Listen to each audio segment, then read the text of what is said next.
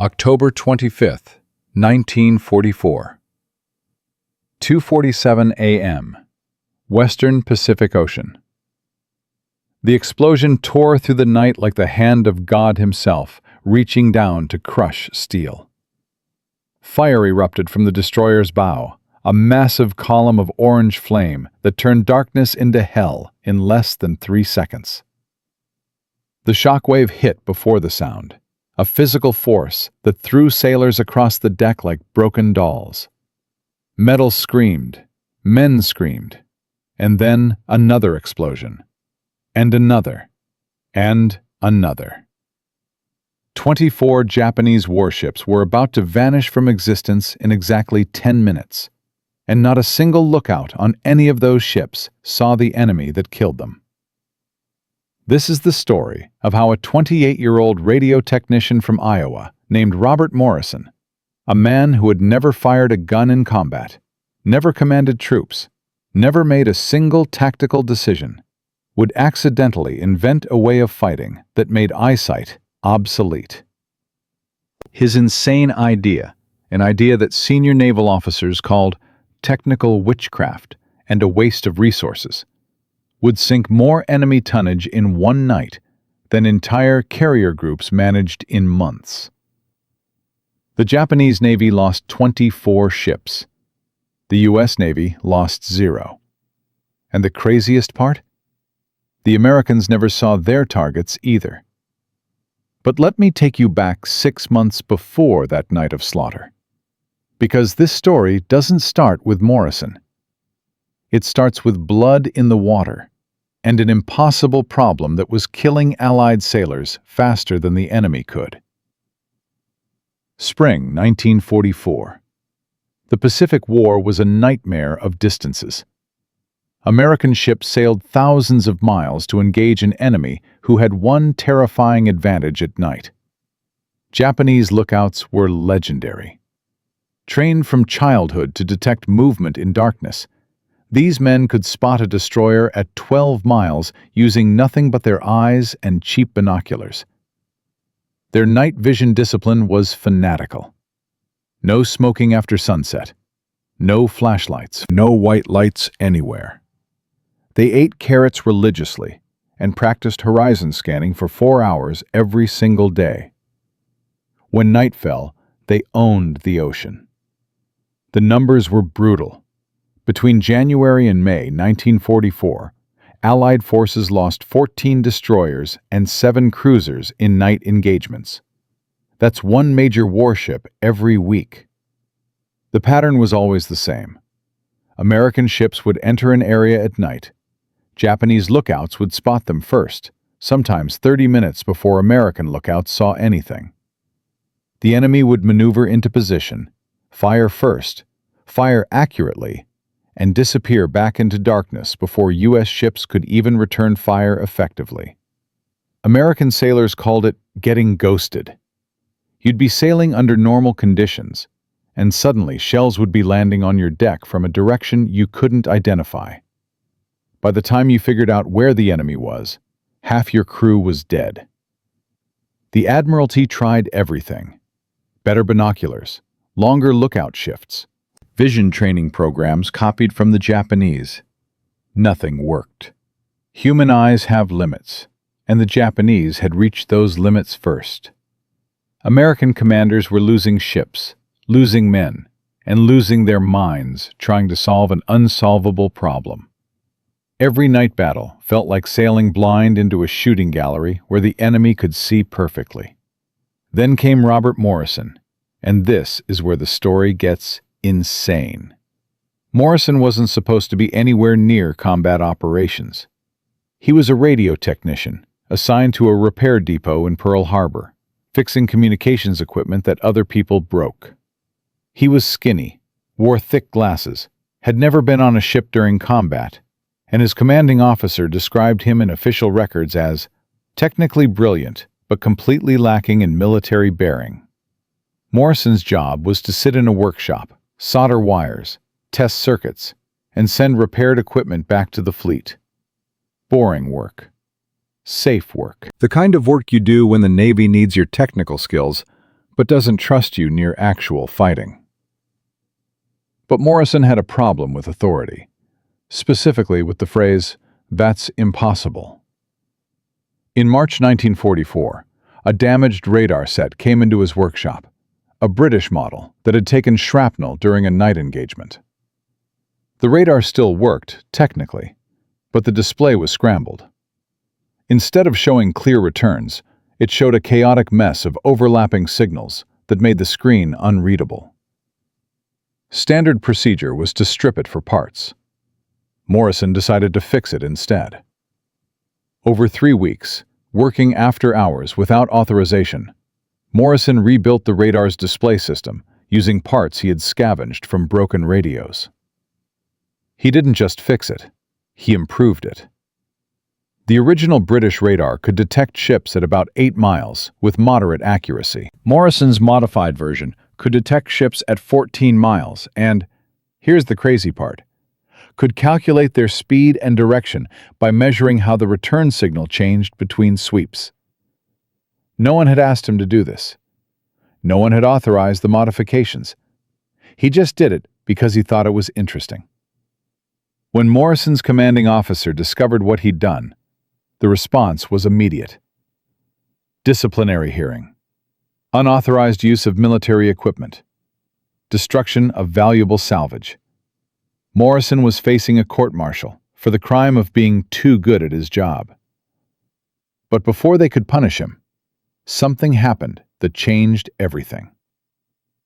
A young lieutenant commander named David Richardson was at Pearl Harbor waiting for his destroyer to finish repairs after a night engagement that had nearly killed his entire crew. Richardson had lost 43 men when a Japanese cruiser appeared from nowhere, fired 6 salvos with perfect accuracy, and vanished before anyone on his ship even saw a muzzle flash. Richardson was angry, traumatized, and desperate for any edge that might keep his remaining crew alive. When he heard about a radio technician who had built some kind of super radar in his spare time, Richardson didn't see a disciplinary problem. He saw hope. Richardson visited Morrison's workshop without authorization. He asked to see the modified radar. Morrison showed him. Richardson asked if it could really detect ships at 14 miles in total darkness. Morrison said yes, but added something that made Richardson's blood run cold. "It doesn't just detect them, sir. It tracks them. You can watch them move. You can predict where they're going. You can fire at them without ever seeing them." Richardson understood immediately what Morrison was describing. A way to fight night battles without depending on human eyesight. A way to see the enemy before the enemy saw you. A way to turn Japanese night-fighting superiority into a suicide mission. He asked Morrison one question. "Can you install this on my ship?" Morrison's answer was 3 words. "They'll never allow it." He was right. When Richardson proposed the idea to his superiors, the response was savage. One admiral called it technical witchcraft that violates every principle of naval gunnery. Another said, "Radar is for detection only, not fire control, and any officer who thinks otherwise is too stupid to command a rowboat." The official rejection letter stated that radar-guided firing was theoretically impossible because radar returns were too imprecise for the accuracy required in naval combat. The meeting ended with Richardson being told that if he brought up this insane idea again, he'd be reassigned to convoy escort duty in the Atlantic, the Navy's version of being sent to Siberia. But Richardson didn't give up. Neither did Morrison. What happened next was either brilliant or career-ending, depending on how it turned out. Richardson's destroyer was scheduled for 2 weeks of repairs. During that time, Morrison would have access to the ship for routine communications system maintenance. No one needed to know that routine maintenance meant secretly installing an experimental radar system and rigging it to the ship's main guns. They worked at night. Morrison and a crew of 3 other technicians who thought the whole thing was amazing snuck equipment onto Richardson's ship and installed it while the official repair crews were sleeping. The radar went into a concealed mounting behind the bridge. The control systems were hidden in what was supposed to be a storage locker. The connection to the fire control computers was disguised as a backup communications line. If anyone discovered what they were doing, Morrison would face court-martial, and Richardson would lose his command. But after 12 days of 18-hour shifts, it was done. The test happened on a moonless night, 15 miles from Pearl Harbor, with only Richardson's crew and Morrison aboard. No observers, no official authorization. Just a ship, an experimental radar system, and a floating target that the Navy used for gunnery practice. The target was a decommissioned cargo ship, anchored 3 miles away in complete darkness. Standard procedure was to illuminate the target with searchlights before firing. Morrison's system was supposed to make searchlights unnecessary. Richardson gave the order. Radar operators locked onto the target. Fire control calculated range, bearing, and elevation. The main guns swiveled toward coordinates that the crew couldn't see. And then they fired. 6 shells into total darkness at a target no one could see. The first 4 missed. The 5th shell hit the target's waterline. The 6th shell hit the superstructure. In complete darkness, with no visual confirmation, they had scored 2 direct hits out of 6 shots at 3 miles range. The crew went absolutely insane with excitement. Richardson stood on the bridge, watching radar returns instead of horizons, and realized he was looking at the future of naval warfare. Morrison just smiled and said, "Give me another week, and I can improve the accuracy to 80%. They ran 6 more tests over the next 4 nights. Accuracy climbed from 33% to 71%. Range extended to 8 miles. The system could track multiple targets simultaneously and prioritize them by size and distance. By the end of testing, Richardson's destroyer could engage enemy ships in total darkness with better accuracy than most crews achieved in daylight with visual targeting. The implications were staggering. Richardson wrote an official report. He explained the system, included the test results, and formally requested permission to use the modified radar in combat. The response came back in 48 hours. Permission denied. Reasoning? Unproven technology with insufficient testing. Radar-guided gunnery remains theoretical and unsuitable for combat operations. Richardson was ordered to remove the experimental equipment immediately and return his ship to standard configuration. Richardson refused. He told his superiors the equipment had malfunctioned during removal and was temporarily inoperable, but scheduled for proper decommissioning after the next patrol. It was a lie. The system was fully functional. Richardson had no intention of removing it, and when his destroyer shipped out 3 days later, for what was supposed to be a routine patrol near the Philippines, Morrison's radar system was still hidden in the storage locker, still connected to the guns, still ready to turn night combat into a massacre. Nobody knew that in exactly 11 days, Richardson's ship would encounter a Japanese task force in total darkness, and what happened next would make 24 enemy ships disappear in 10 minutes, while proving that everything the Admiralty thought they knew about naval warfare was obsolete. But that confrontation, that moment when Morrison's insane idea transformed from theory into history, when American guns would fire at enemies they couldn't see and hit them with precision that seemed impossible.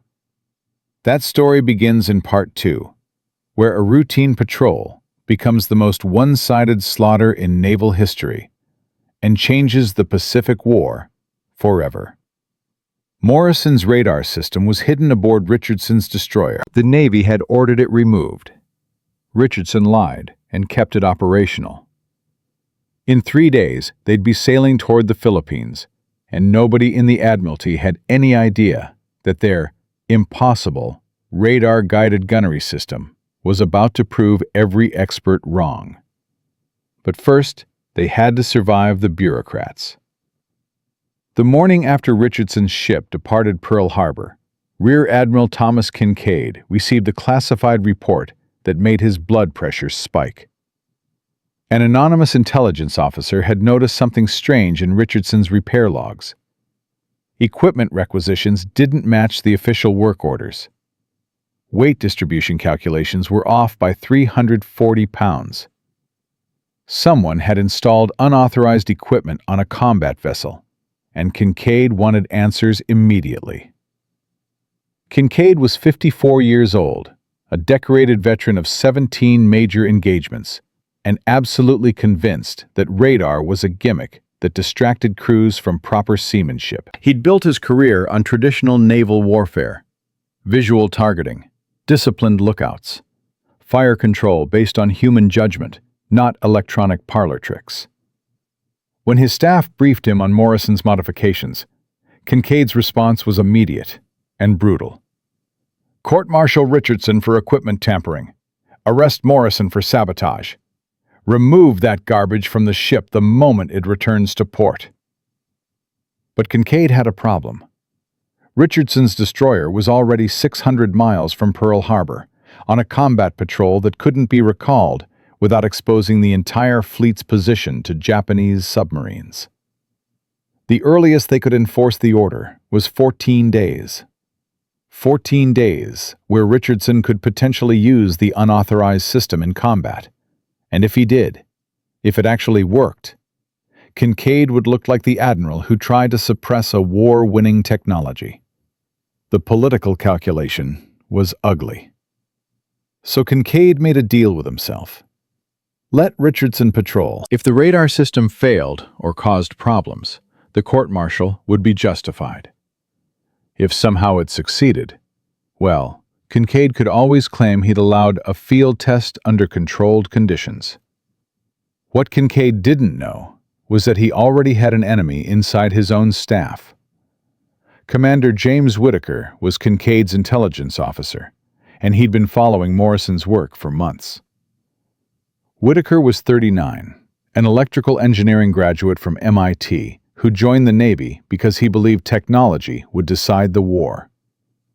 He'd seen the test results from Morrison's midnight experiments. He'd read Richardson's report. And unlike Kinkaid, Whitaker understood exactly what radar-guided gunnery meant. The Japanese owned night combat because their lookouts were better trained. But you can't train your way past technology that makes eyesight irrelevant. Whitaker knew that if Morrison's system worked in real combat, it would shift the entire Pacific balance of power. He also knew that Kinkaid would bury it out of pride. Whitaker did something that could have ended his career.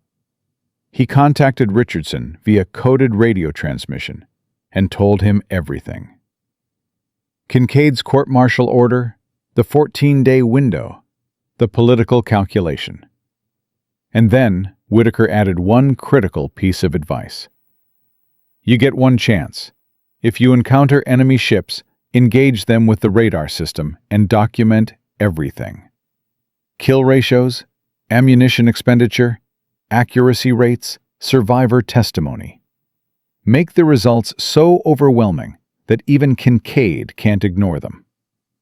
But if you fail, if the system malfunctions or underperforms, they'll crucify you and Morrison both. Richardson understood. One shot, one engagement. Either prove the system worked beyond any doubt, or face court-martial for equipment tampering and career destruction. The pressure was immense. But Richardson also knew something that Whitaker didn't. Morrison had continued improving the system even after the ship left port.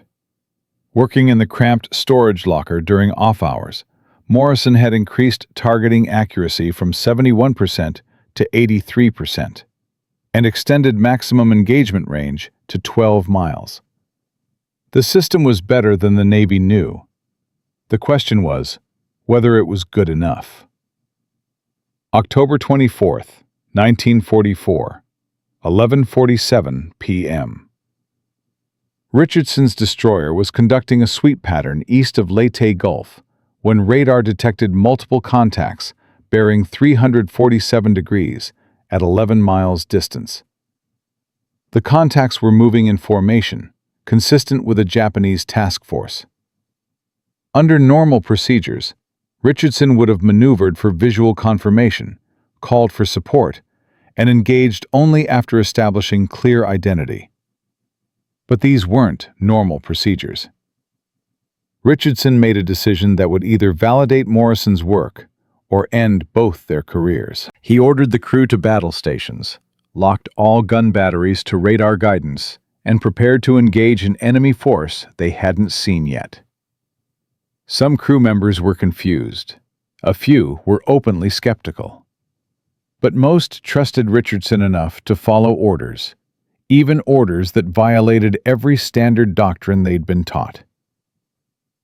Morrison was in the radar room, watching 12 distinct contacts move across his screen. His modified system was tracking each ship individually, calculating speed and bearing with precision that still amazed him. He'd spent 6 months building this system. He'd risked court-martial to test it. Now, he was about to find out if it could actually kill. 2:14 a.m. The Japanese task force maintained steady course. They had no idea they were being tracked. Richardson gave the order. Fire! The first salvo was 6 shells from the main battery, aimed at the lead destroyer based purely on radar coordinates. No searchlights, no visual confirmation, just numbers on a screen, translated into gun angles. The shells left the barrels. 40 seconds later, Morrison's radar showed the lead Japanese ship's return signal change dramatically. The ship was slowing. Something had hit it. Richardson ordered continuous fire. Over the next 8 minutes, his destroyer fired 47 shells at targets they never saw. Morrison's system tracked each impact, adjusted for movement, and refined firing solutions in real time. The Japanese fleet was being torn apart by an enemy they couldn't locate.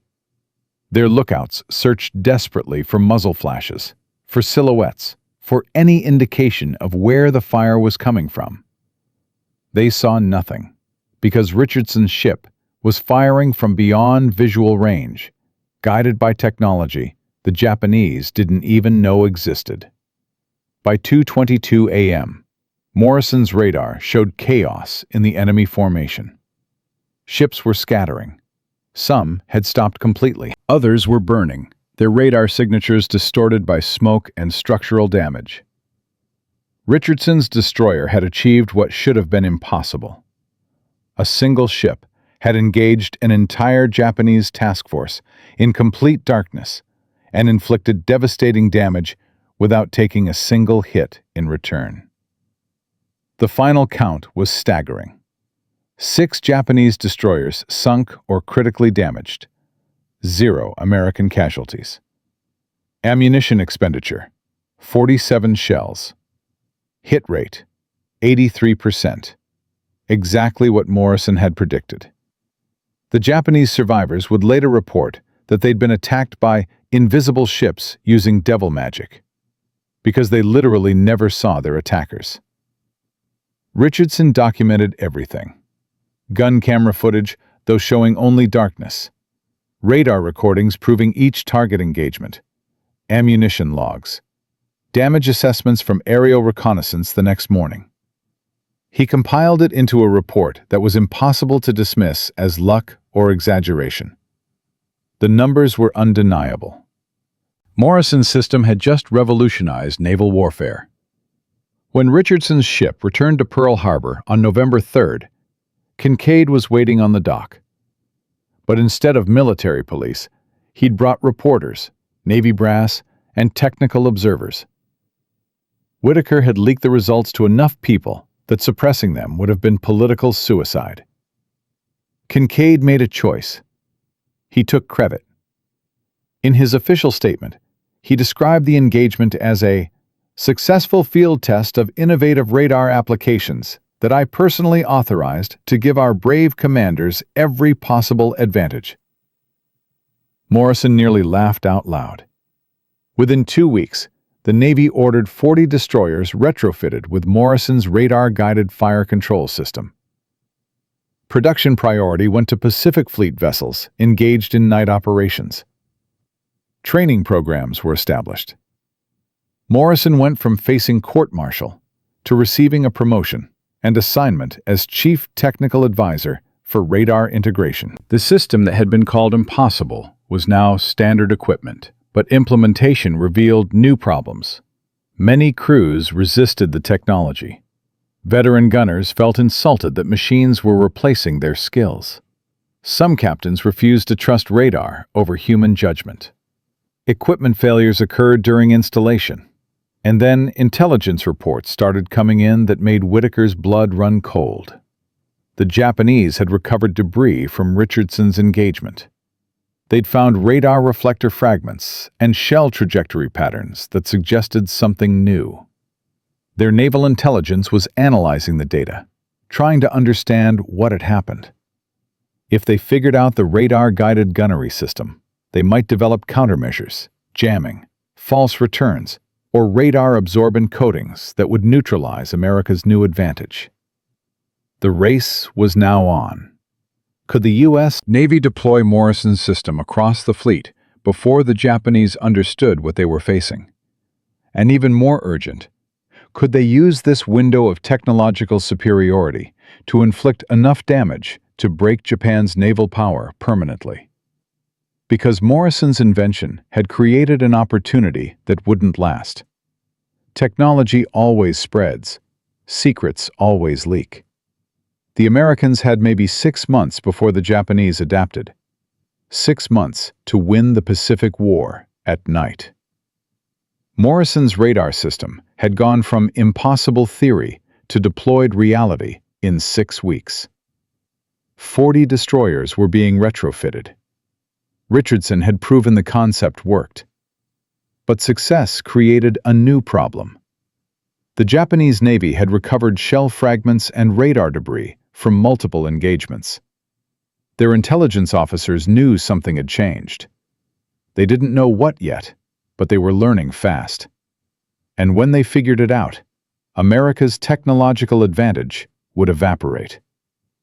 The clock was ticking. This wasn't a test anymore. This was war. November 1944. Japanese Naval Intelligence Headquarters in Tokyo received reports that made no tactical sense. 4 separate night engagements. 4 American victories. 0 visual contact reported by Japanese lookouts. Admiral Takeo Kurita read the reports 3 times. Something impossible was happening. American ships were firing with accuracy that should require visual confirmation, but they were doing it in complete darkness, from ranges that exceeded human sight. The pattern was undeniable. Either American lookouts had developed superhuman night vision, or they weren't using their eyes at all. Kurita ordered immediate investigation. Engineers examined salvaged American shell fragments for guidance systems. None found. Intelligence officers interrogated survivors from destroyed ships. Their stories were consistent and terrifying. The enemy fired from the darkness. We saw nothing. No flashes, no silhouettes. The shells simply arrived. One destroyer captain reported that his lookouts had scanned the horizon for 15 minutes while under fire and never once spotted the attacking ship. That should have been impossible. By mid-November, Japanese intelligence reached a conclusion that changed everything. The Americans were using radar not just for detection, but for fire control. Ships were being targeted by machines, not men. Kurita understood the implications immediately. If radar could replace human eyesight, then Japan's carefully trained lookouts meant nothing. Darkness meant nothing. Every advantage Japanese doctrine had built around night combat was suddenly obsolete. The Japanese response was desperate. They accelerated radar jammer development. They experimented with radar-absorbent coatings on ship hulls. They changed night patrol patterns to avoid predictable formations that radar could track easily. But these were defensive measures, reactions to a threat they still didn't fully understand. And while they scrambled to adapt, American destroyers equipped with Morrison's system were racking up kills at a rate that stunned both sides. Between November 12th and November 28th, radar-guided American ships sank or damaged 31 Japanese vessels in night engagements. The kill ratio was devastating. For every American ship lost, the Japanese lost 7. Night combat, once Japan's tactical strength, had become a suicide mission. But this success created pressure nobody had anticipated. Morrison's system was being pushed harder than he'd designed for. The Navy wanted it on every destroyer, every cruiser, every capital ship. Production couldn't keep up. Training was rushed. And then the failures started. On November 21st, a radar-guided destroyer fired on friendly ships after a system malfunction misidentified them as enemy contacts. 3 American sailors died. On November 24th, a radar unit overheated during extended combat operations and exploded, killing the operator and destroying the ship's fire control systems. Equipment meant for controlled testing was being used in sustained combat, and it was breaking down under pressure Morrison had never anticipated. The Navy brass turned on Morrison fast. The same admirals who'd praised him 2 weeks earlier now demanded explanations for every malfunction. Kincaid, who'd taken credit for authorizing the system, suddenly wanted distance from anything that looked like failure. Morrison found himself defending not the technology's success, but its occasional failures. The political situation was ugly. If another friendly fire incident occurred, or if a high-profile system failure led to American casualties, the entire radar-guided program could be canceled. 6 months of work. 31 enemy ships sunk. A war-changing innovation. All at risk because perfect success was impossible, and anything less than perfect was unacceptable. Morrison spent 3 weeks redesigning cooling systems, improving targeting protocols, and implementing fail-safes that should have been built into the original design if he'd had more time. He worked 18-hour days. He barely slept. Richardson later said Morrison looked like a ghost, exhausted and pale, driven by the knowledge that lives depended on him getting the engineering right. But the pressure was crushing.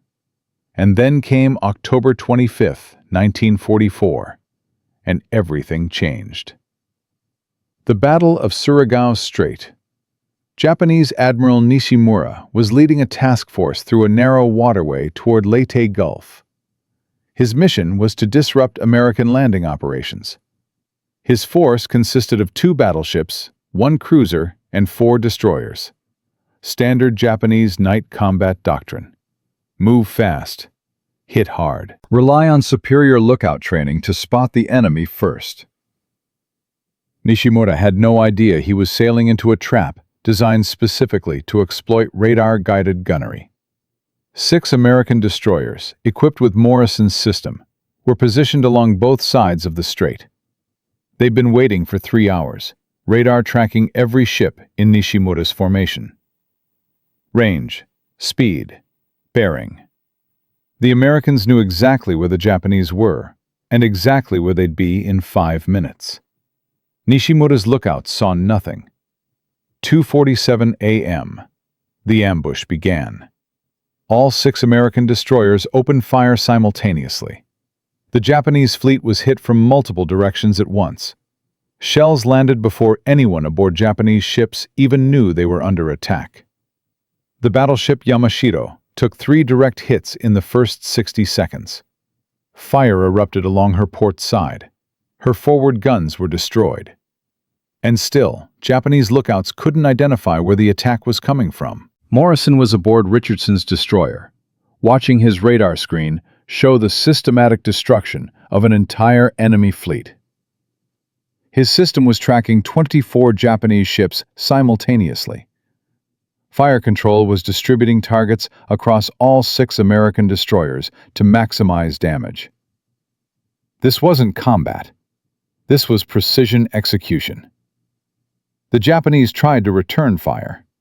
They fired blindly into darkness. Their shells missed by hundreds of yards because they had no targets, just directions they hoped the enemy might be. Meanwhile, American shells kept landing with mechanical accuracy.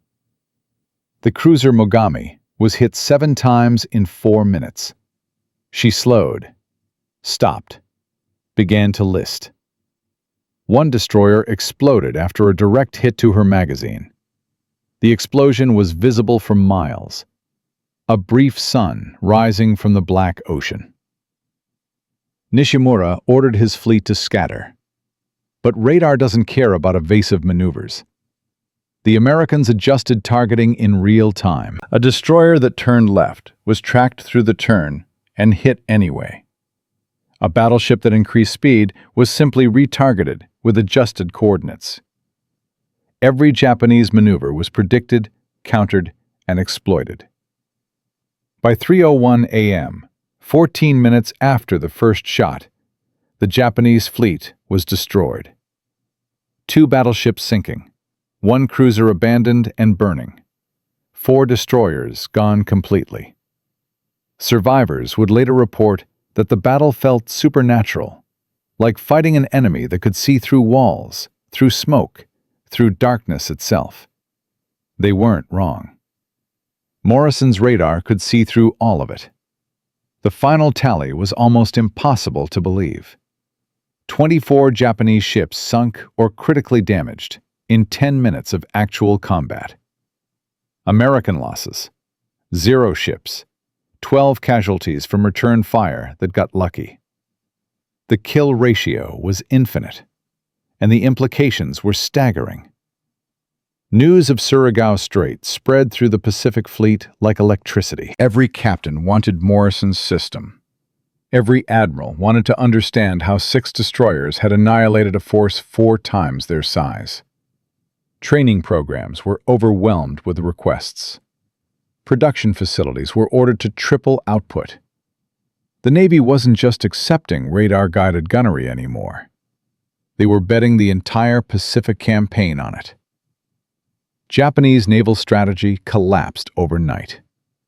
After Surigao Strait, Japanese commanders refused to conduct night operations without overwhelming numerical superiority. Even then, many simply avoided night combat entirely. The psychological impact was devastating. Sailors who'd believed their training made them superior now knew that machines had made them obsolete. Morale plummeted. Desertion rates increased. The Imperial Japanese Navy, which had dominated night combat for 3 years, was now terrified of darkness. By December 1944, radar-guided American ships had sunk 97 Japanese vessels. Night engagement survival rates for Japanese ships dropped to 23%. The technology that Morrison had built in a Pearl Harbor workshop, that admirals had called impossible, that Richardson had smuggled aboard his ship against orders, had fundamentally altered the Pacific War. Naval historians would later calculate that radar-guided gunnery shortened the Pacific campaign by an estimated 8 months and saved approximately 40,000 American lives by reducing casualties in night engagements. Morrison received the Navy Cross. Richardson was promoted to captain. Kincaid took credit in 3 different press conferences. But the real victory wasn't medals or promotions. It was the numbers. 97 enemy ships. 40,000 lives saved. 8 months of war eliminated. The war would end 9 months later. Japan would surrender. The Pacific would fall silent. But Morrison's innovation would outlast the conflict. Radar-guided fire control became standard on every modern warship. The technology evolved, improved, expanded into missiles, aircraft, even ground forces. What started as one technician's refusal to accept impossible became the foundation of modern naval warfare. But there's one part of this story that military histories usually skip. What happened to Morrison after the victory? Where did the man who changed warfare end up? And what did he think about the fact that his invention, designed to save American lives, had killed thousands of Japanese sailors who never saw what hit them? That final chapter, the one about legacy and consequence and the weight of innovation, that's what nobody talks about. And in Part 4, we're going to tell you exactly what happened to the man who made darkness obsolete. Morrison's radar system destroyed 24 Japanese ships in 10 minutes. It saved an estimated 40,000 American lives. It shortened the Pacific War by 8 months. Richardson became a captain. Kincaid took credit in press conferences. The Navy handed out medals and promotions to everyone involved. But what happened to Robert Morrison, the 28-year-old radio technician who built the system in a Pearl Harbor workshop using scavenged parts? That's the part of the story nobody tells. Because sometimes the people who change history don't get to enjoy what they changed. And sometimes success comes with a price that medals can't pay for. August 15, 1945. Japan surrendered. The war ended. Sailors celebrated on every ship in the Pacific Fleet. Morrison was aboard a destroyer off the coast of Okinawa when the announcement came through. He was 29 years old. He'd spent the last 11 months traveling between ships, installing radar systems, training crews, fixing malfunctions, and watching his inventions sink enemy vessels with mechanical precision. He'd barely slept. He'd lost 34 pounds. His hands shook from exhaustion and too much coffee. When the war ended, Morrison didn't celebrate. He went to his bunk and slept for 16 hours straight. 3 weeks later, Morrison was discharged from the Navy with the rank of lieutenant commander, a Navy Cross, and a letter of commendation signed by Admiral Nimitz himself. The letter praised his extraordinary technical innovation that fundamentally altered the balance of naval power in the Pacific theater. Morrison kept the letter in a drawer and never showed it to anyone. He returned to Iowa, to the small town where he'd grown up, and took a job repairing radios at a local electronics shop. The same kind of work he'd been doing before the war. Soldering circuits, testing components, fixing broken equipment for farmers and shopkeepers who had no idea that the quiet man behind the counter had invented a weapon system that killed thousands of people. Morrison never talked about the war. Not to his family, not to friends, not even to his wife, whom he married in 1947. She knew he'd served in the Navy. She knew he'd worked with radios. She didn't know until 1963, 18 years after the war ended, that her husband had invented radar-guided gunnery. She found out because a military historian tracked Morrison down and asked for an interview. Morrison declined. The historian wrote the book anyway, crediting anonymous naval technicians for the innovation. Richardson tried to stay in touch. He wrote letters. Morrison rarely responded. In 1952, Richardson visited Morrison in Iowa, hoping to convince him to attend a Navy ceremony honoring the radar-guided gunnery program. Morrison refused. Richardson asked why. Morrison said, "Because 97 ships sank, and I built the thing that sank them. That's not something worth celebrating." Richardson tried to explain that those ships would have killed American sailors if Morrison hadn't stopped them. Morrison just shook his head and said, "I know. I still see them." Morrison died in 1978 at age 62 of a heart attack in the same Iowa town where he was born. His obituary in the local newspaper mentioned that he'd served in the Navy during World War II and had owned an electronics repair shop for 30 years. It didn't mention radar. It didn't mention the ships. It didn't mention that this quiet man with thick glasses had changed naval warfare forever. Only 17 people attended his funeral. But Morrison's invention outlived him by decades, and his legacy wasn't in medals or recognition.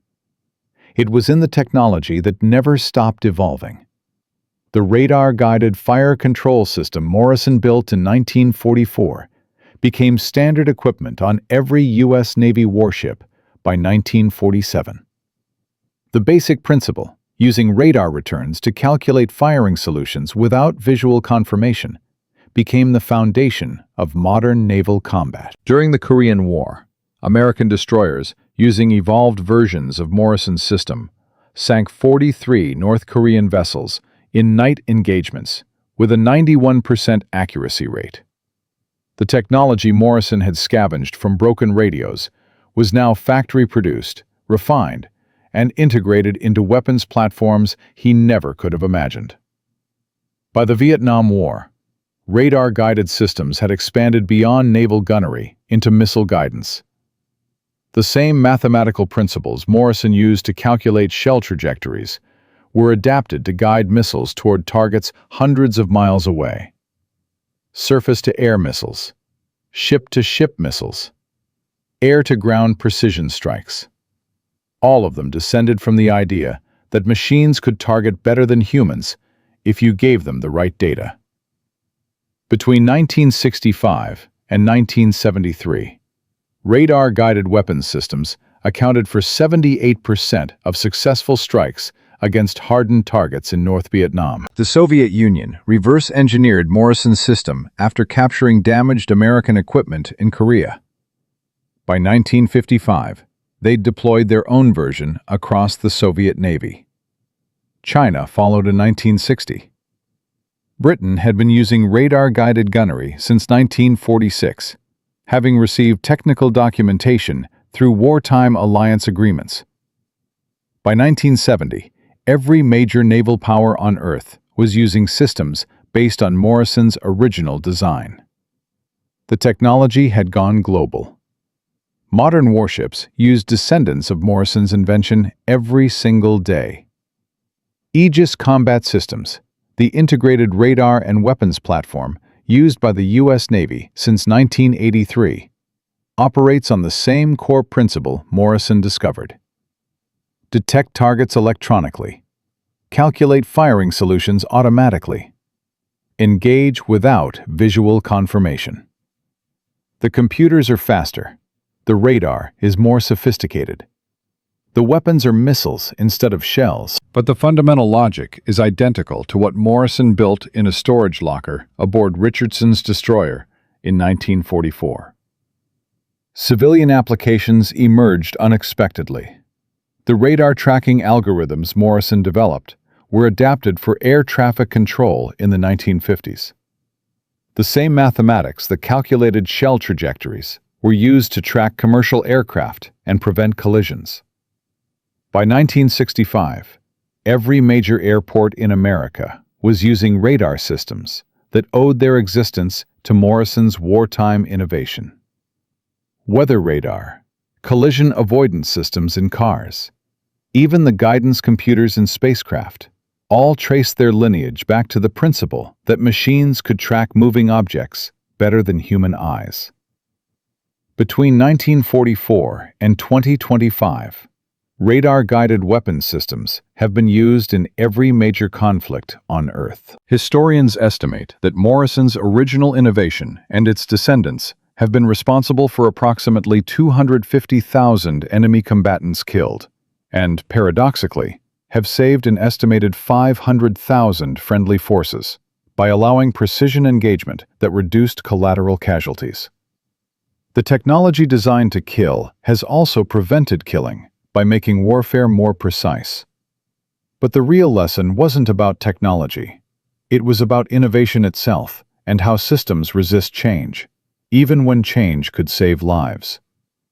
Morrison's story repeats throughout military history, with disturbing consistency. The tank was called a useless novelty before World War I proved it could break trench warfare. Aircraft carriers were considered auxiliary vessels before they became the dominant naval platform. Stealth technology was dismissed as science fiction before it redefined air combat. In every case, established military hierarchies rejected innovation because it threatened existing doctrine, existing careers, and existing assumptions about how war should be fought. The pattern is always the same. Someone outside the traditional power structure, often someone young, often someone with technical rather than tactical expertise, proposes something that sounds insane. Senior officers reject it. The innovator has to sneak around official channels, conduct unauthorized tests, and risk their career to prove the concept works. Only after undeniable battlefield success does the establishment accept the innovation, and, almost immediately, the same people who rejected it take credit for approving it. Morrison faced court-martial for the same invention that later earned him a Navy Cross.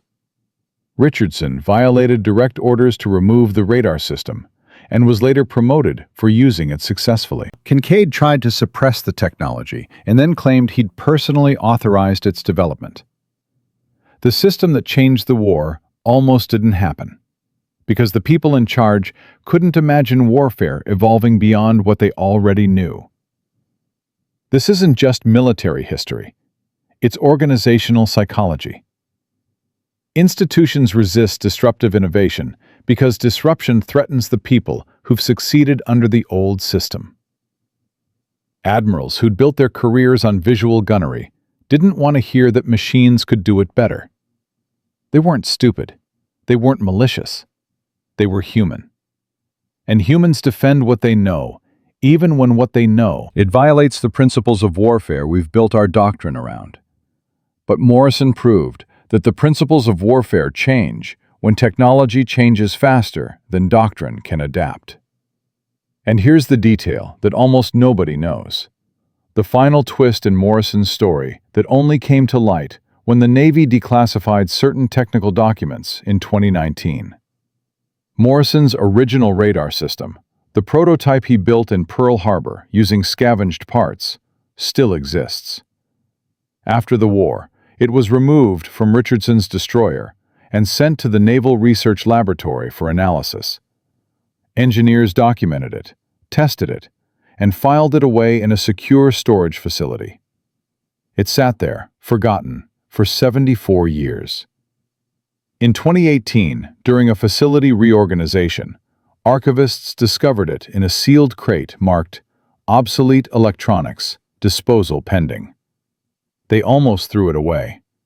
The crate was scheduled for destruction, but one archivist, a Navy veteran who'd served on Aegis cruisers, recognized what he was looking at.